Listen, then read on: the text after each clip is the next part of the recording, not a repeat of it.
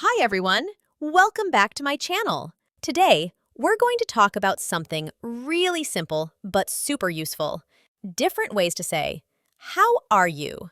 We don't say it the same way all the time. It depends on who you're talking to. A friend, your boss, someone who's feeling down, or even someone you haven't seen in a long time. Let's begin with casual conversations.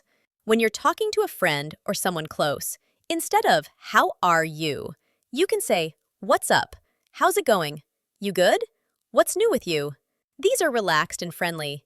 Now, let's look at professional situations, like when you're talking to your boss, a client, or during a meeting.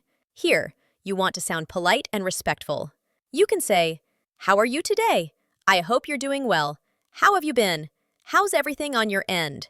Next, let's talk about emotional situations. When someone is going through a tough time, you want to show care and concern. You can ask, are you okay? How are you holding up? How are you really feeling? These questions show you truly care. Now, let's say someone was unwell. It's a health-related situation. Here's what you can say. How are you feeling now? Are you getting better? Feeling any better? Let's move on to texting or email.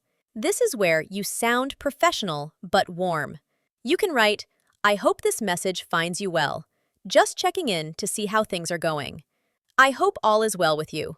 When you meet someone after a long time, use reunion-style greetings. You can say, long time no see. How have you been? What have you been up to?